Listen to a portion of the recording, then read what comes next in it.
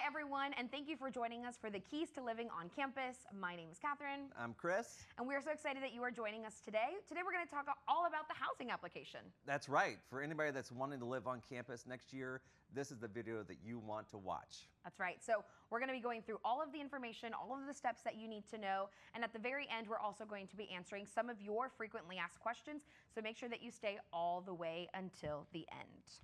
So quick reminders before we get started about your housing application dates. You're going to be able to see them on the screen. For our first year students, your application is going to open in December. And for our upper class students, meaning anyone who is returning, lived with us on campus before, or is transferring in from another university, your dates are going to begin in January. So that information is going to be on the screen for you.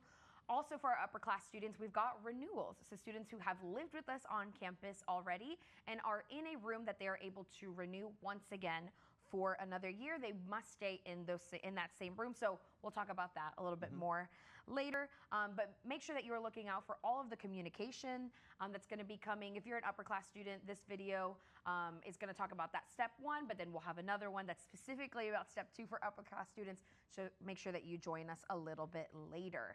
So let's dive right in. That was a pretty quick introduction. Yeah. But we're going to dive right into basically the overview of step one. And actually really the whole application as a whole. So the housing application is actually broken out into three unique steps. Three very distinct steps. So the first step is where you actually begin your application. That's the piece that opens up in December for you. And that is the piece you want to do as early as possible. Again, on your screen, you might see the open date of the date and time that it opens. So please start your application then. It's a very quick process in step one.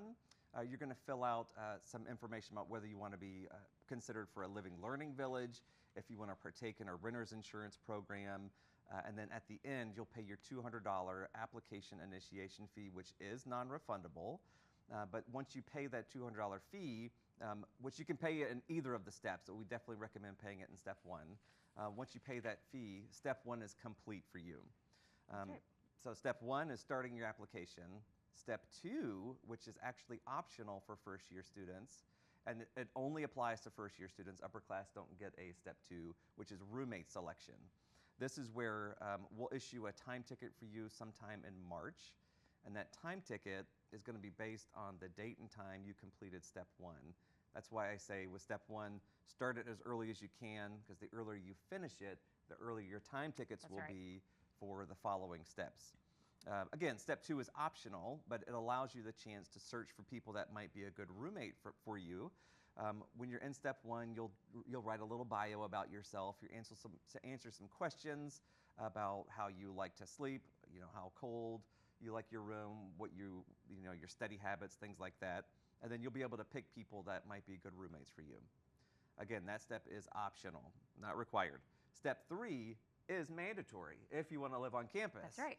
That is the third and final step for first year students, and that is room selection.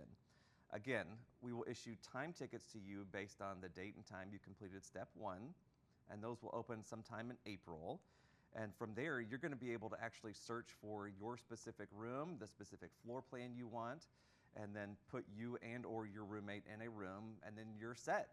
Now, I will say, we have a lot of different options for first year students. So again, the earlier you start your application, the more rooms you're going to be able to see in room selection, because we throw it all out there, and as rooms get selected, they come off the available rooms list, and the later your time ticket is, the less likely you might get your preferred housing option.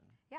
So if you were vigorously taking notes during that, fret not, because we will have more videos just like this one of the Keys to Living on Campus that are specifically going to talk about steps 2 and steps 3 of the housing application.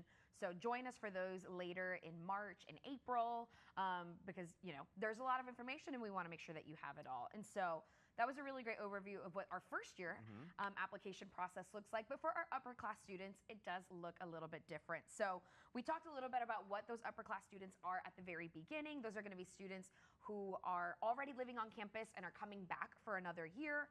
are transferring from another university or are currently living on campus and are able to renew the same room that they are living in for another year. So the beginning of the application for upper class students is very similar to first year students.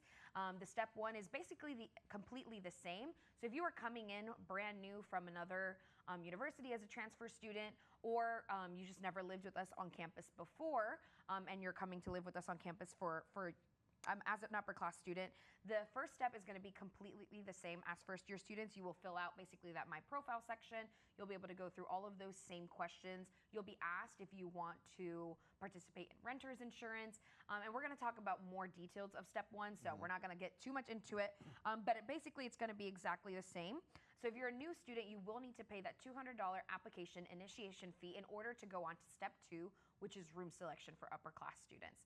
Students who have already lived on campus in first year housing and are looking to live in upper class housing do not need to pay that $200 application initiation fee because you've already paid that last year. It's a one-time fee. One time. We're never going to ask you to pay it again. That's right. And so if you're already living on campus, you don't need to worry about that fee. If you're brand new to living with us, that $200 application initiation fee is needed to complete the next steps.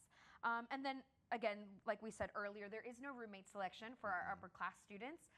So the next and final step is that room selection, which will happen sometime in February. And you'll be getting more information about that via email and on our website. So make sure that you're looking there and that you join us again when we talk about it, at a later time, since we don't want to overwhelm you with too much information. Now, upper class housing is very limited. Extremely limited. Yes. We get asked the question a lot. This may be an FAQ later. Why don't upper class students get to pick roommates?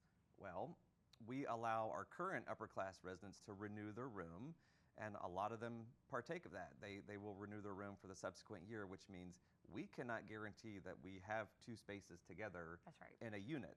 So we just want to manage expectations up front. We don't want to lead you on and think you'll be able to pick your own roommate like you did freshman year, because oftentimes we can't honor that. Yeah. And so we'd rather just not get you mad at us. Yes. So if you are an upper class student that is wanting to live on campus next year, the best piece of advice is to just do it as early as possible. The day that it opens. Yes. And I can tell you the day that the portal opens for upper class students, we will see extremely high traffic. There will be delays. The server may go down. Yes. It happens every year.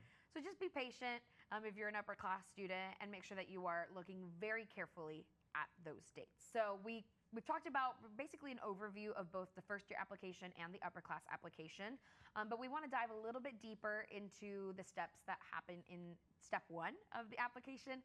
We've talked about them briefly, but I'd like for us to dive in a little deeper, make sure that we're happy to. Being very thorough. Let's be thorough. So again, like Catherine said, if you were writing furiously during the overview, this is where you can really take your time. We're going to be showing you a lot of screenshots on the screen of what we're talking about, what you're going to see in the housing portal as you go through these steps. So again, we're going to have a step-by-step guide also on our website. So please download that. Feel free to have it up on the screen as you're going through the housing application. But it is pretty intuitive. Yes. Once you get in there. First and foremost, once you've been accepted as a student at KSU, you're going to get an email that says, hey, congratulations, you're in the OWL family now. Activate your net ID and password. That is what you will use to log into the housing portal, which you can access on our housing website. KSU, we believe a lot in security too, so there's an additional app that you will need to download on your phone. It's called Duo, D-U-O, and you can find instructions on the Kennesaw website, duo.kennesaw.edu. It's a two-factor authentication, so when you go to log into the housing portal, you will have to have that set up first before you'll even be able to log in. That's right. So as a new student, whether you're transferring in or a first year, there's a lot of information. Please read everything, particularly when it comes to activating your net ID, setting up your email, setting up your Duo. Don't ignore any of that. No, and make sure you have that completed way before you even begin. Well before. The housing application. It's just going to set you up for success and make sure that you're ready to go once the application opens. Absolutely. So again, to begin your housing application, you have to access the housing portal, which is available on our website. There's a link right there. There's a little icon for it, so you'll click on that. You'll use your net ID and password to log in. You'll have to, again, have that Duo app there to authenticate in. Once you get in, on the gold menu bar, you're going to see 2024-2025 application.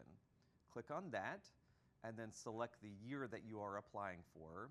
Click continue, and then you're officially into the housing application. You'll see a welcome page right there that just says it's going to have a whole lot of text on it. Here's what you need to complete this application, have all your materials ready, things like that. And then from there, you can click continue, and there'll be a page that will take you to our terms and policies, our conditions, if you will. There's 5 little check boxes you have to check. Again, read and check. There'll be a quiz. There'll be a little quiz at the end. We were actually just joking about that beforehand. There isn't. There's not a quiz, but there should be. There should be. Please read everything in the housing portal. These are legally binding documents. Yes. So once you get through that page, then you'll get to the My Profile page, and this, to me, is one of the most important pages. Absolutely. You should really take your time during the My Profile page.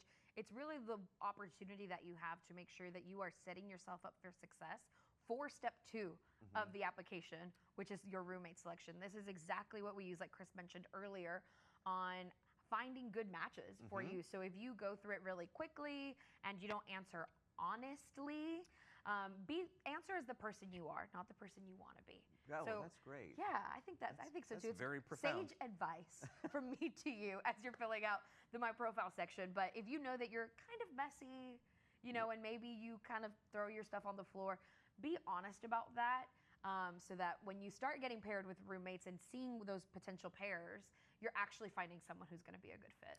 Yeah, and I'm a parent of 2 children. They're not college age yet. But as a parent, please let your student do this on their own. Also good advice. Because while we may think we know our children, the children might answer a little differently if the parents aren't in the room. That's right. So again, in the My Profile section, you're going to be able to choose, if you want to put in your email address, your cell phone number, Snapchat, Instagram, TikTok, so that we find our students like to, just connect on social media. They're not messaging each other in the housing portal, which is an option. They're going to social media and DMing and doing all that sort of thing. Yeah, and that information is going to be really helpful in step 2. So if you decide not to share it, just know that potential roommate pairs can only reach out to you via the housing portal, as we will not share any of your private contact information. That is a very good point. Then there's an open text box where you can put a little bio or description about yourself. And these are honestly really fun to read. Some people take a lot of time. They'll give their astrological sign, their hobbies, their birth date, what sort of crystals they use to harvest the moonlight. It's really interesting stuff. And then there'll be these little drop-down questions of, what time do you typically go to bed? How cool do you like your room? Do you smoke or vape? Are you clean or messy? All those sorts of things. And if you do smoke or vape, don't do it on campus. Yes, we are a smoke-free, tobacco-free campus. But it just informs, step 2 is optional, it's roommate selection, but it gives your potential roommate the best chance of getting to know you as a person, as a potential roommate. So please be honest and open, take your time with that step. Absolutely. Once you do that, we have partnered with a company called GradGuard, and they're a third-party company that offers renter's insurance specifically for students that live in on-campus housing. And here, it's too early in the process for you to actually pay for it. Here, you're just indicating whether you're interested in learning more or not. And so if you click yes, I would like to learn more information, GradGuard will send you materials later on in the process as we get closer to move-in, which will happen sometime in August. The website will show you everything, how to pay for it, how much it costs. Don't quote me on this, but this year it was less than $150 for 10 months of protection. That's great. It's great, and it does a lot. Highly, highly recommend this. Absolutely. And then once you get past the renter's insurance, you'll pay your $200 non-refundable application initiation fee. This is not a deposit. Not a deposit. If you pay this fee and you end up deciding to go to a different school or just otherwise not going to college at all, we're not going to give you this money back. So just please keep that in mind as you pay it. And then once you do that, you're done. You're done with step 1. That's it. And technically, you can finish step 1 before paying that $200 application initiation fee. However, you cannot do steps 2 or 3 without paying the application initiation fee. So if you are strapped for cash a little bit right in December and you can't afford to pay it in that moment, you can save up and then pay it a little bit later, but it has to be paid before steps 2 and 3 open in order for you to complete those processes. Very true. Very true. So We also sometimes get questions from students who have been on our website and have been researching about living learning villages. So can you tell us a little bit about what is a living learning village, which ones are available, and how can students participate in one if they are interested? Yeah, so living learning villages are really great opportunities for students to live around like-minded students. Right now, we only have 2 that we're offering as a true living learning village, and that is Honors, which is available on both campuses, Kennesaw and Marietta, and Engineering, which is only available in Marietta, as that's where the engineering program lives. Yeah.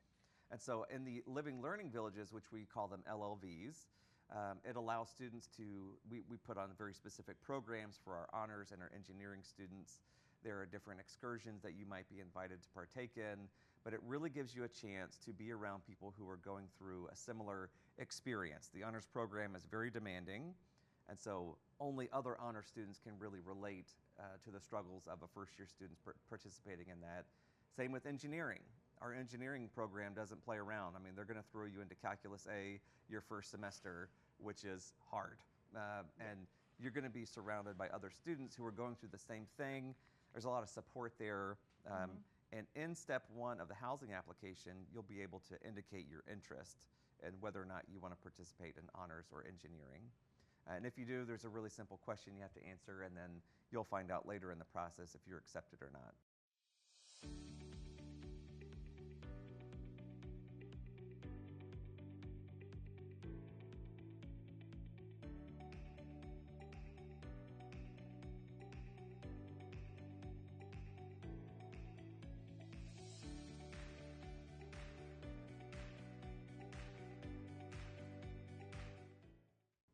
We also have special interest housing, which is we house our athletes on campus.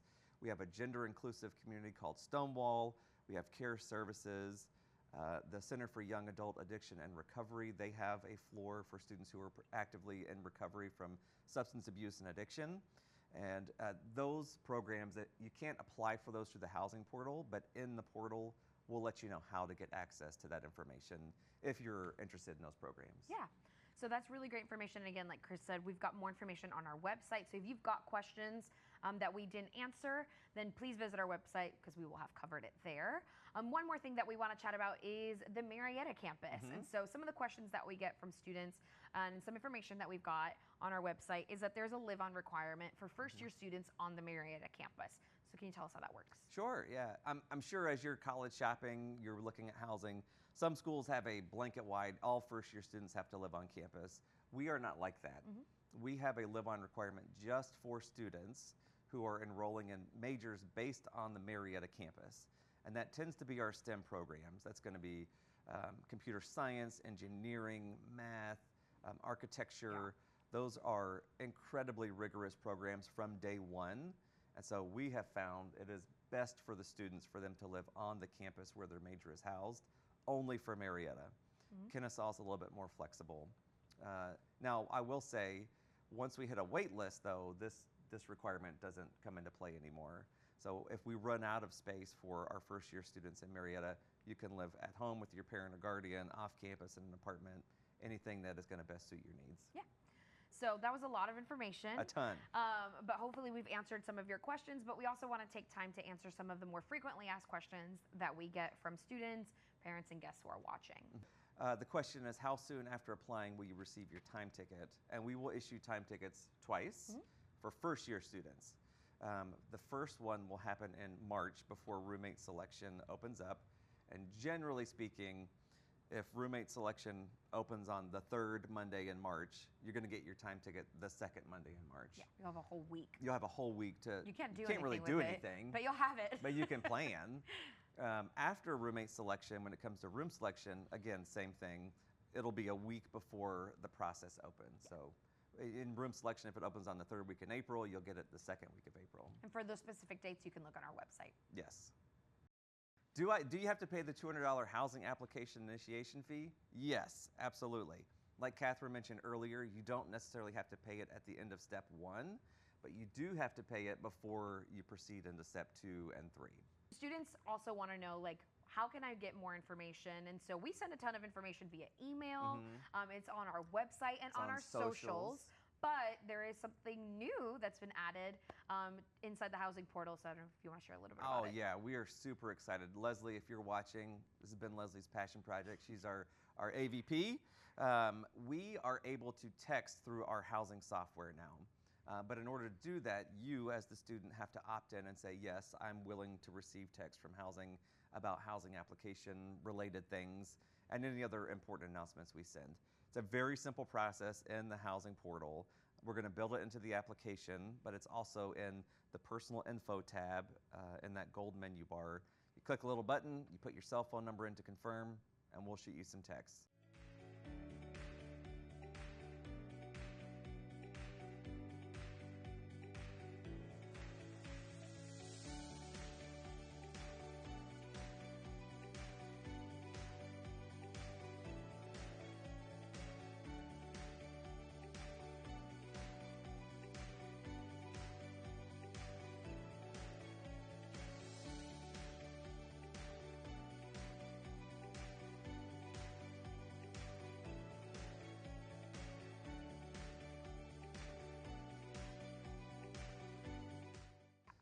And we promise we won't overload you Oh, no. with text messages. This will be used for reminders about important things that are going to be coming up. If, God forbid, there's ever any emergencies on campus, we will use it to communicate with you via text message as well. And basically, any other informative things that you need to do while you are a student living on campus, we'll use that feature for. So I think it's a great feature for students to have. I mean, I check, obviously, my cell phone way more than I do my email. Oh yeah, me too. And so I think this will be a really great opportunity for students to stay informed and stay in the know. So make sure that you complete that on the housing portal. All right, so if you have any more questions, and we didn't cover them here, we have this information listed on our website. And so please visit our website for more information about the housing application, housing in general, community options that are available. We've basically covered everything there, so make sure that you visit us there. As a reminder, your housing application dates are going to be on the screen for this upcoming year, so make sure that you keep that in mind. For first-year students, that application opens in December, and in January for our upper class students. If you've got a query, again, that isn't query. Isn't that a fun word? That is a fun word. If you've got a question that we didn't cover here on this video, on our website, it's just popped into your mind and we haven't covered it anywhere else, please reach out to the Talon One Service Center. Their information is going to be on the screen for you as well, so you can reach out to them via email or phone number. If you're, near our campuses, come and visit us. Yeah, just pop in. You can stop by the Talon One offices and ask them questions. They're very, very knowledgeable and can help with any questions that you might have. And start getting connected with us by following us on social media at Housing KSU. We post really fun things, events that students can get involved in, information that's going to be helpful for them. And so we definitely encourage you to start getting connected now so you're ready to go when you get here to campus. And so thank you so much for joining us. We hope that you will join us for the next Keys to Living on Campus as we continue to talk about the housing application. Yeah, can't wait to see you start your application in December, and have a great day. Thank you so much. Bye-bye. Bye.